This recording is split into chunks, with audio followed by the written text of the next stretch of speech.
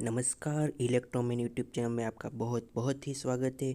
दोस्तों, अगर आप हमारे इस चैनल पे पहली बार आए हो तो कृपया इस चैनल को सब्सक्राइब कर दीजिए और साथ ही साथ इस वीडियो को लाइक कर दीजिए, ताकि मैं आगे जाके आपके लिए अच्छे अच्छे इलेक्ट्रॉनिक्स कंटेंट्स आपके लिए लाता रहूं और आपके लिए काफ़ी इजी तरीके से इलेक्ट्रॉनिक्स के बारे में समझाता रहूं। दोस्तों, ये वीडियो जो है वो बी फ्रेशर स्टूडेंट्स के लिए काफ़ी इंपॉर्टेंट और डिप्लोमा फ्रेशर्स के लिए काफ़ी इंपॉर्टेंट होने वाला है, क्योंकि मैं यहाँ पर एनिमेशन के द्वारा आपको बहुत ही अच्छी तरीके से इलेक्ट्रॉनिक्स के कंसेप्ट समझाऊंगा। तो चलिए बढ़ते हैं आज की वीडियो की तरफ और जानते हैं कि रजिस्टर कैसे काम करता है।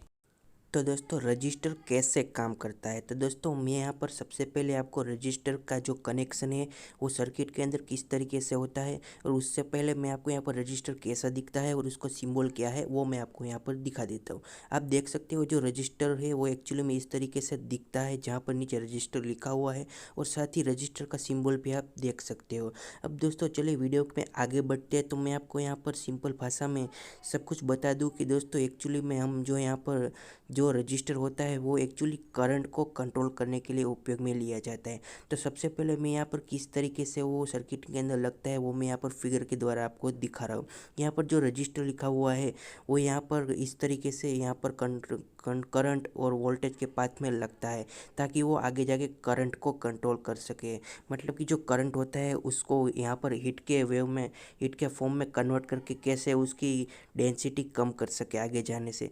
मान लीजिए दोस्तों, हम यहाँ पर एक एग्जांपल, यहाँ पर मैं आपको फिजिकल एग्जांपल भी दूंगा कि जिसकी मदद से आपको पता चले कि करंट और वोल्टेज में क्या फ़र्क है और करंट को डाउन करने के लिए रजिस्टर कैसे काम करता है। तो सिंपली चलो दोस्तों आगे बढ़ते हैं, और यहाँ पर मैं आगे आपको दिखा देता हूँ कि यहाँ पर एक्चुअली में जो रजिस्टर है उसके बारे में महत्वपूर्ण दो बातें बता देता हूँ। जो रजिस्टर होता है वो यहाँ पर करंट के पाथ के अंदर जो है वो करंट को कम करने के लिए उपयोग में लिया जाता है। दोस्तों यहाँ पर ध्यान से मेरी बात सुनिए, यहाँ पर जो रजिस्टर होता है वो करंट को कम करता है। जो करंट हमारे कर वायर के अंदर से पसार होता है उसको ये कम कर देता है, या फिर हीट के रूप में कन्वर्ट करके उसे डाउन कर देता है।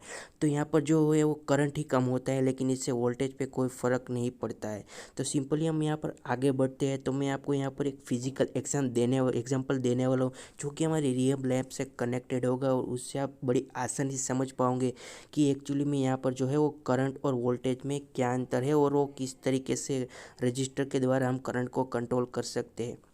अब दोस्तों सिंपली आप मान लीजिए आपके पास घर पे एक टैंक है, और दोस्तों जो दूसरी टैंक है उसके ऊपर आपको पानी चढ़ाना है। जैसे कि मैं यहाँ पर दिखा देता हूँ कि जो दूसरी टैंक है वो ऊपर की बाजू है। अब यहाँ पर पानी चढ़ाने के लिए हम लोग सभी लोगों को पता है कि हम लोग मोटर या पंप का यूज़ करेंगे, जिसकी मदद से हम पानी को प्रेशर देके ऊपर की बाजू भेज सके। ठीक ऐसा ही होता है वोल्टेज और करंट के साथ। जो वोल्टेज होता है वो यहाँ पर एज्यूम कर लीजिए कि वोल्टेज है वो यहाँ पर पंप है, और साथ ही साथ एज्यूम भी कर लीजिए कि यहाँ पर जो टैंक के अंदर पानी भरा हुआ है वो यहाँ पर करंट है। अब जो इस पानी को है मैं ऊपर भेजने के लिए पंप के द्वारा प्रेशर देना होगा, तभी जाके ऊपर चल पाएगा। तो इसी तरीके से होता है करंट के साथ। जब करंट होता है वो हर सेमीकंडक्टर मटेरियल के अंदर होता है, मतलब कि हर कंडक्टर मटेरियल के अंदर अवेलेबल होता है, जैसे कि लोखंड, एल्यूमिनियम, कॉपर। लेकिन दोस्तों यहाँ पर मैं आपको एक बात बता, जो फ्री इलेक्ट्रॉन्स होते हैं वो हर कंडक्टर के अंदर होते हैं, जैसे कि मैंने अभी आपको बताया लोखंड, एल्यूमिनियम और सभी सारी चीज़ों में लगभग अंदर इलेक्ट्रॉन मौजूद होते हैं। लेकिन इन उस इलेक्ट्रॉन्स को एक्टिव करने के लिए हमें वोल्टेज की ज़रूरत पड़ती है, जो कि हमें किसी बैटरी से देना पड़ता है। अब जब भी हम किसी बैटरी से वोल्टेज को देते हैं तो करंट है वो आगे फ्लो होना शुरू हो जाता है। तो मान लीजिए दोस्तों हमारे यहाँ पर 5 वोल्ट की बैटरी है और हमें आउटपुट में 3 वोल्ट की एलईडी लगानी है। तो दोस्तों इस कंडीशन में हमारे साथ होगा क्या कि हमें जो आउटपुट में 3 वोल्ट की बैटरी है उसको हमें यहाँ पर इनपुट के बैटरी के वोल्टेज को जो है 5 वोल्ट से 3 वोल्ट करना होगा। वरना अगर हम ऐसा नहीं करते तो उसकी वजह से एलईडी को डैमेज होने का चांस बढ़ जाता है। तो दोस्तों हमें क्या करना होगा कि हमें बीच में रजिस्टर लगाना होगा, जो कि 2 वोल्ट वोल्टेज को ड्रॉप कर दे। अब दोस्तों यहाँ पर डिपेंड करता है कि आपका एम्पियर कितना है, करंट कितना है, वो भी डिपेंड करता है। अगर दोस्तों हमें यहाँ पर तीन तीन एम्पियर दोनों में इनपुट और आउटपुट दोनों में सपोर्टेड है, मतलब 3 एम्पियर जो करंट है वो बैटरी में भी है और एलईडी में भी है।